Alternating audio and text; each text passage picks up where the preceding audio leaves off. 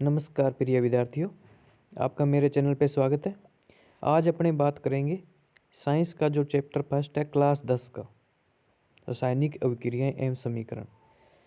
ये जो लेसन है ये आपको कंपटीशन एग्ज़ाम में जैसे रीट, सीटेट या अदर एग्ज़ाम जहाँ पे एनसीईआरटी साइंस पूछी जाती है उसके लिए भी काम आएगा। और जो बोर्ड क्लास 10th में है बच्चे, उनके एग्ज़ाम की तैयारी के लिए बहुत इंपॉर्टेंट है। यानी दोनों कंपटीशन एग्ज़ाम के लिए भी है क्योंकि पूरे नोट्स तैयार किए गए हैं। जो टॉपिक दिया गया एनसीईआरटी में वो सारे के सारे अच्छे से तैयार किए गए हैं और अपने हाथों से तैयार किए हैं। और आज अपने बात करेंगे। और ये जो वीडियो देख रहे हो तो ये अपने जो ऐसे मत सोचना कि ये वैसे ही तैयार किए गए, ये सारी बुक पढ़ के उसके अंदर से इम्पोर्टेंट जो आपको टॉपिक या इम्पोर्टेंट जो नोट्स होते हैं वही तैयार किए गए। इसमें रीट को तो सबसे ज़्यादा फ़ायदा है। रीट वाले जो स्टूडेंट हैं उनके लिए तो फ़ायदा है। इसके अलावा जो 10वीं का एग्ज़ाम होने जा रहा है 6 मार्च से, तो वो अपने जो तैयारी उन्होंने कर ली है, वो इसका रिवीजन करेंगे तो उनके लिए ये नोट्स बहुत फ़ायदेमंद है। यानी सारी बुक है। तो आज अपने पहले लेसन की ओर बात करेंगे। ज़्यादा अपने टाइम वेस्ट ना करते हुए अपने पहले लेसन के स्टार्ट करते हैं। यानी पहला जो इसमें क्वेश्चन है, रासायनिक समीकरण क्या होती है। रासायनिक समीकरण क्या होती है इसके बारे में बात करें तो किसी रासायनिक अभिक्रिया को, कोई भी रासायनिक अभिक्रिया है उसमें अभिकारकों एवं उत्पादों के प्रतीकों व रासायनिक सूत्रों का प्रयोग करके प्रदर्शित करना रासायनिक समीकरण कहलाता है। यानी कोई रासायनिक अभिक्रिया है उसके अंदर जो अभिकारक होते हैं और उत्पाद होते हैं उनको किसी प्रतीक या रासायनिक सूत्र के द्वारा उनको दर्शाना रासायनिक समीकरण कहलाता है। इसके अंदर अपने बात करें तो ये देखो, ये जो है अभिकारक कहलाएंगे। यानी इधर वाले साइड वाले अभिकारक है। अभिकारक अभिक्रिया करके जो भी अपने को रिजल्ट देंगे वो उत्पाद होते हैं। वो क्या होते हैं? उत्पाद होते हैं। तो यहाँ बात करें तो Zn प्लस H2SO4, ये तीर का निशान इस रासायनिक समीकरण को प्रदर्शित कर रहा है। भी ये रासायनिक अभिक्रिया हो रही है। तो देखो Zn के साथ SO4 संयोग कर लेगा, ZnSO4, और इसमें हाइड्रोजन क्या हो जाएगी? निष्कासित हो जाएगी। यानी आपको पूछे रासायनिक समीकरण में ये रासायनिक समीकरण दे दी Zn प्लस H2SO4, इसके अंदर कौन सी गैस निकल रही है? तो कौन सी गैस निकल रही है? Hydrogen gas. कौन सी? हाइड्रोजन। अब अपनी बात करें अभिकारक क्या होते हैं। रासायनिक समीकरण तो बता दिया, अभिकारकों और उत्पादों से बना होता है और इसके अंदर ये समीकरण दे दिया आपको। H2SO4 को सल्फ्यूरिक अम्ल बोलते हैं। Zn जिंक होता है, ये भी ध्यान रखना। ये सल्फेट आयन H2SO4। तो अभिकारक ऐसे पदार्थ जो रासायनिक अभिक्रिया में भाग लेते हैं अभिकारक कहलाते हैं। यानी ऐसे पदार्थ जो रासायनिक अभिक्रिया को करने में भाग लेते हैं, यानी शुरुआत करते हैं जो रासायनिक अभिक्रिया की, वो अभिकारक होते हैं। ये आपको मैंने पहले बता दिया। इसके बाद उत्पाद का भी बता तो दिया, लेकिन देखो ऐसे पदार्थ जो रासायनिक अभिक्रिया के संपूर्ण होने पर प्राप्त होते हैं, यानी रासायनिक अभिक्रिया होने के बाद जो अपने को रिजल्ट मिलेगा वो उत्पाद कहलाएगा। ठीक है ना। Zn zinc sulphate plus hydrogen gas का उत्पादन होता है। ये Zn प्लस H2, ये क्या कहलाएंगे? उत्पाद कहलाएंगे। इसके बाद देखो संतुलित रासायनिक समीकरण क्या होता है। संतुलित रासायनिक समीकरण क्या होता है? वह रासायनिक समीकरण जिसमें विभिन्न तत्वों के परमाणुओं की संख्या, यानी कोई भी विभिन्न तत्व है इसमें उनके परमाणुओं की जो संख्या अभिकारक व उत्पाद दोनों पक्षों में समान होती है, संतुलित रासायनिक समीकरण कहलाएंगे। यानी जो विकारक होंगे इसमें जितने परमाणु है ना, उतने ही उत्पाद के अंदर परमाणु होने चाहिए, तब वो संतुलित होगी। अगर नहीं है ऐसा तो वो संतुलित नहीं होगी, उसको संतुलित करना पड़ेगा। 10th क्लास वाले बच्चों में ये आता है संतुलित रासायनिक समीकरण बनाओ इसकी। तो आपको देखो 3Fe प्लस 4H2O दे दिया। तो आगे जाएगा तो यानी Fe कितने हैं? 3 है। Fe 3 हो गया। और यहाँ पे देखें तो हाइड्रोजन के परमाणु H2 के पहले 4 लगा हुआ, तो H के साथ पैरों में 4 है तो 4 का 2 से मल्टीपल करेंगे तो 8। हाइड्रोजन के कितने हैं? 8 परमाणु। और ऑक्सीजन के कितने होंगे? ये 4 ऑक्सीजन के साथ भी आएगा तो ऑक्सीजन के 4 ऑक्सीजन के होंगे। तो यहाँ पे देखो Fe के कितने हैं? 3 है, तो Fe 3 हो गया। Fe कितना हो गया? 3 हो गया। और O4, Fe3O4 आ गया। और यानी O के 4 थे, 4 पूरे हैं। Fe के भी 3 थे। अब हाइड्रोजन के भी कितने? 8 है, तो 8 यहाँ से बढ़ने से 4H2 लिख दिया इसको। 4 को जब 2 से मल्टीपल करेंगे पूरा 4H2 8 बनेंगे, है ना। तो इस तरीके से अब देखो दूसरी समीकरण 2H2 plus O2, 2H2 plus O2। तो यहाँ हाइड्रोजन के दो को 2 से मल्टीपल कर दो, जो पैरों में है ना 2, उसको इस शुरू से करो, 8 होने चाहिए। और ऑक्सीजन के सिर्फ कितने होने चाहिए, 2 होने चाहिए, तो यहाँ 4 होने चाहिए, सॉरी। H 2 का 2 से करेंगे तो 4 आएगा। 2 का देखो H2O बन गया, इसमें H2 के भी 4 बन रहे हैं और ये 2 इस ऑक्सीजन के साथ आएगा। ऑक्सीजन के साथ जब 2 आएगा यानी ये बार 2 दे रखा है, ऑक्सीजन के पैरों में लेंगे तो O2 हो जाएगा, यानी ऑक्सीजन के 2 और हाइड्रोजन के 4 दोनों कंप्लीट है। ये रासायनिक समीकरण क्या कहलाएगी, संतुलित रासायनिक समीकरण कहलाएगी। आगे चलते हैं अपने रासायनिक अभिक्रियाओं के प्रकार। रासायनिक अभिक्रिया निम्न प्रकार की होती है। नंबर 1 संयोजन अभिक्रिया, जिसको संयुग्मन अभिक्रिया भी बोलते हैं और योगात्मक अभिक्रिया भी बोलते हैं। 2 नंबर आएगी वियोजन यानी अपघटन। वियोजन का मतलब होता है अलग अलग करना, यानी जोड़ी हुई संयोजन की हुई। संयोजन का तो होता है दो जो अभिकारक होंगे उनको जोड़ के एक लिखना, यानी एक अभिक्रिया, एक अपने पास उत्पाद मिलेगा। और वियोजन का अर्थ होता है जो उत्पाद होता है ना उसको वापस वापस उसको तोड़ के अलग अलग लिखना, यानी उसका विखंडन हो जाएगा, तो उसमें वियोजन अभिक्रिया होगी और इसको ही अपघटन अभिक्रिया बोलते हैं। ऊष्माक्षेपी और ऊष्माशोषी। ऊष्माक्षेपी ऊष्माशोषी अभिक्रिया, उसके बाद आएगी विस्थापन, द्विविस्थापन, उसके बाद उपचयन अभिक्रिया को क्या बोलते हैं, ऑक्सीकरण अभिक्रिया। उपचयन को ऑक्सीकरण बोलते हैं, ये नाम याद रखना। ऑक्सीकरण अभिक्रिया निम्न में से कौन सी नहीं है, तो आपको कोई भी ऑब्जेक्टिव क्वेश्चन भी दे सकते हैं इसमें, जैसे ऑक्सीकरण में क्या होता है, उपचयन में क्या, उपचयन और ऑक्सीकरण सेम होगा, तो इन दोनों के अंदर होता क्या है वो आपको आगे डेफिनेशन में पता चल जाएगा। अपचयन अभिक्रिया, उसके बाद रेडॉक्स अभिक्रिया। रेडॉक्स अभिक्रिया के अंदर 7 और 8 की जो है, यानी उपचयन और अपचयन दोनों के दोनों इसके अंदर अभिक्रियाएं होती है, उसको रेडॉक्स अभिक्रिया बोलते हैं। अब देखो पहली बात करते हैं अपने संयोजन अभिक्रिया। इस अभिक्रिया में 2 या 2 से अधिक अभिकारक, इस अभिक्रिया में कितने, 2 होंगे या 2 से ज़्यादा अभिकारक मिलकर एक उत्पाद बनाते हैं। ओनली एक ही उत्पाद बनाएंगे, यानी जो अलग अलग होंगे वो जुड़ के एक उत्पाद बना देंगे। इस अभिक्रिया को संयोजन अभिक्रिया कहते हैं। उदाहरण देखो इसमें, कोयले का दहन। आप जो कंपटीशन एग्जाम की तैयारी कर रहे हैं या कोई भी है स्टूडेंट, तो आपको सीधा पूछेगा कोयले का दहन किस प्रकार की अभिक्रिया है, कोयले का दहन किस प्रकार की अभिक्रिया है, तो ये कौन सी अभिक्रिया, संयोजन अभिक्रिया है। तो कोयले का दहन कैसे होता है, कार्बन प्लस ऑक्सीजन जुड़ के क्या बना देते हैं, कार्बन डाइऑक्साइड बना देते हैं। ये हो गया संयोजन अभिक्रिया, कोयले का दहन। जल के निर्माण भी क्या होता है, जल का जो निर्माण होता है वो भी एक प्रकार की संयोजन अभिक्रिया है, वो भी कौन सी है, संयोजन अभिक्रिया है। तो 2H2 प्लस O2 जुड़ के क्या बनाएंगे, 2H2O बनाएंगे, यानी जल बनाएंगे। गंधक का दहन S plus O2, sulphur plus O2 oxygen, SO2 sulphur dioxide बनेगा। यह भी क्या है, एक प्रकार की संयोजन अभिक्रिया। याद रखना, कोयले का दहन, जल का निर्माण, गंधक का दहन करना और कैल्शियम हाइड्रोक्साइड का निर्माण, CaOH2 का निर्माण, CaOH का होल ट्वाइस इसका निर्माण करना, इसको कैल्शियम हाइड्रोक्साइड बोलते हैं। और ये इसका निर्माण करना भी क्या कहलाता है, संयोजन अभिक्रिया होता है। डायरेक्ट क्वेश्चन पूछ सकते हैं ये किस प्रकार की अभिक्रिया है। CaO calcium oxide plus H2O, जल मिलके क्या बनाएंगे, CaOH का होल ट्वाइस। अब OH का होल ट्वाइस आ गया, तो आप देखो ऑक्सीजन के भी इसमें कितने हैं, CaOH का होल ट्वाइस, Ca ओनली अकेला था तो Ca अकेला आ गया, OH का होल ट्वाइस लग गया, तो ऑक्सीजन के भी 2 परमाणु हैं यहाँ पे, ऑक्सीजन के भी कितने हैं, 2 हैं, और ऑक्सीजन के भी 2 हैं और हाइड्रोजन के भी 2 हैं। क्यों है, क्योंकि कैल्शियम ऑक्साइड में देखो शुरू वाले में यहाँ भी देखो ये आ रहा है O और एक O ही है इसमें H2O में, और दोनों O मिलके क्या हो जाएंगे, 2 हो जाएंगे। अब अपने चलते हैं नेक्स्ट, इसके अंदर देखो वियोजन अभिक्रिया। वियोजन अभिक्रिया होती है अपघटन करना, उसका टूट के 2 भागों में से अधिक उत्पाद बन जाते हैं। वह अभिक्रिया जिसमें एक अभिकारक होगा, यानी एकल अभिकर्मक या एकल अभिकारक टूटकर 2 या 2 से अधिक उत्पाद बनाते हैं, उसे वियोजन अभिक्रिया कहते हैं। उदाहरण देखो, उदाहरण याद रखना भी, जैसे फेरस सल्फेट की वियोजन अभिक्रिया 2FeSO4, ये देखो एक ही अभिकारक है, एक अभिकारक है, इधर एक अभिकारक टूटेगा, टूट के देखो उत्पाद कितने बना रहे हैं, यानी अलग अलग हो गया। अलग अलग होने के बाद जो आपको समीकरण दी होगी आपको पहचानना भी हो सकता है बीच में संयोजन है या वियोजन, तो आपको पता चल जाएगा देखने पे।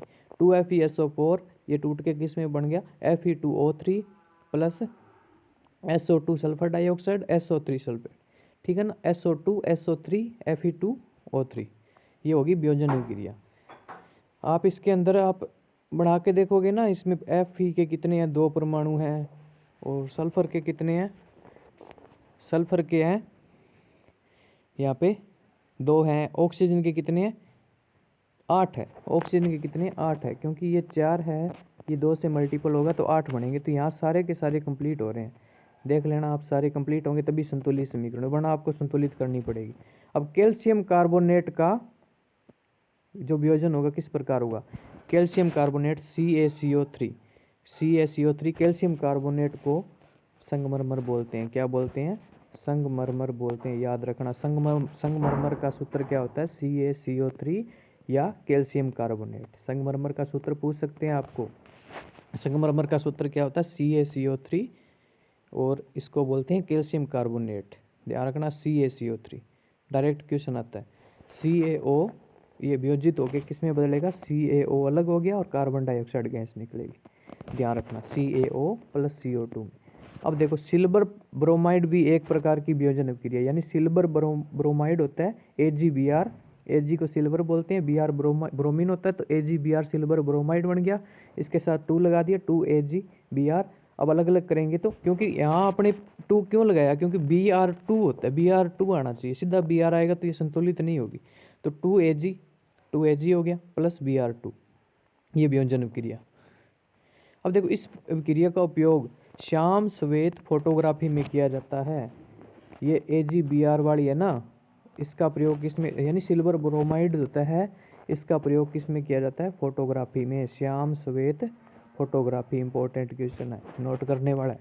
श्याम श्वेत फोटोग्राफी में किसका प्रयोग किया जाता है, सिल्वर ब्रोमाइड का या इस अभिक्रिया का पूरी का, 2AgBr plus 2Ag plus Br2। आप सिर्फ आपको सीधा पूछेगा निम्न में से फोटोग्राफी में किसका उपयोग किया जाता है, सिल्वर ब्रोमाइड, अदर ऑप्शन दे देंगे तो आपको सिल्वर ब्रोमाइड हिंदी में भी दे सकते हैं और सूत्र भी दे सकते हैं, AgBr डायरेक्ट, 2AgBr AgBr भी दे सकते हैं, ठीक है ना। श्याम श्वेत फोटोग्राफी में संगमरमर का सूत्र और फोटोग्राफी में किसका प्रयोग किया जाता है, 2 क्वेश्चन याद रखना।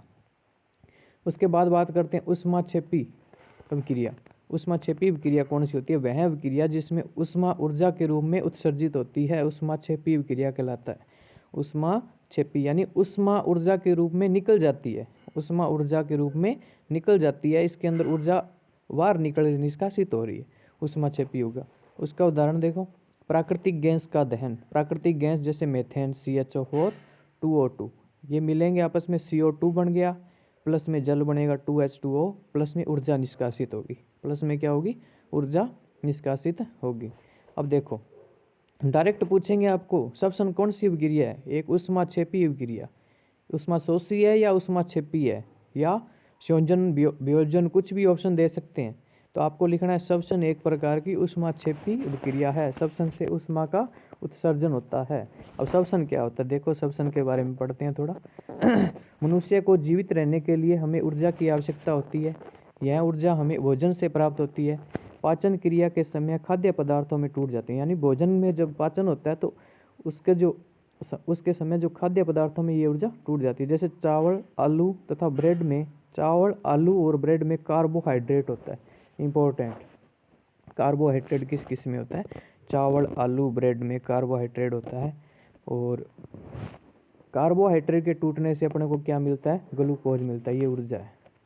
कार्बोहाइड्रेट चावल, आलू, ब्रेड और भी होते हैं कार्बोहाइड्रेट के स्रोत, तो इनके टूटने से अपने को ग्लूकोज मिलता है। यह ग्लूकोज हमारे शरीर की कोशिकाओं में उपस्थित ऑक्सीजन से मिलकर हमें ऊर्जा प्रदान करती है। यानी ये ग्लूकोज होगा ना, शरीर की कोशिका के अंदर ऑक्सीजन से मिलकर, शरीर की कोशिकाओं में ऑक्सीजन होगी, उनसे मिलकर हमारे शरीर को क्या प्रदान करती है, ऊर्जा प्रदान करता है, ठीक है ना, श्वसन। इस प्रक्रिया का नाम ही क्या है, श्वसन है। जैसे C6H12O6 किसका है, ये ग्लूकोज का सूत्र है, C6H12O6 ग्लूकोज है, और ये ऑक्सीजन के साथ मिलेगी 6O2, क्या क्या निकलेगा, क्या क्या निष्कासन होगा श्वसन में, कार्बन डाइऑक्साइड का निष्कासन होता है, जल का भी होता है और ऊर्जा भी निकलती है। इस ऊर्जा से अपने को श्वसन वगैरह, श्वसन से अपने को ऊर्जा मिलती है, शरीर इसी कारण अपना शरीर जो है स्वस्थ रहता है, या ये ऊर्जा प्राप्त नहीं होगी तो अपना शरीर काम करना बंद कर देगा, यानी भोजन इसलिए जरूरी होता है, ठीक है ना। आगे देखो नंबर 3 श्वसन एक उष्माक्षेपी हो गया। प्राकृतिक गैस का दहन भी क्या है, ये भी उष्माक्षेपी। अब देखो नंबर 3 कौन सा है, साग सब्जियों का विघटित होकर, यानी साग सब्जियां इनका विघटित होकर कंपोस्ट बनना। कंपोस्ट बनना भी क्या होता है, एक उष्माक्षेपी अभिक्रिया का उदाहरण है। याद रखना, साग सब्जियों का विघटित होकर कंपोस्ट बनना भी उष्माक्षेपी अभिक्रिया का उदाहरण है। ठीक है, नेक्स्ट बात करते हैं उष्माशोषी। उष्माशोषी जिन विक्रियाओं में ऊर्जा का अवशोषण होता है, यानी ऊर्जा इसमें निष्कासित नहीं होगी। उष्माशोषी, उष्माक्षेपी थी उसमें तो ऊर्जा निकल रही थी, उष्माशोषी के अंदर ऊर्जा का अवशोषण होगा, यानी उसके अंदर ऊर्जा आएगी।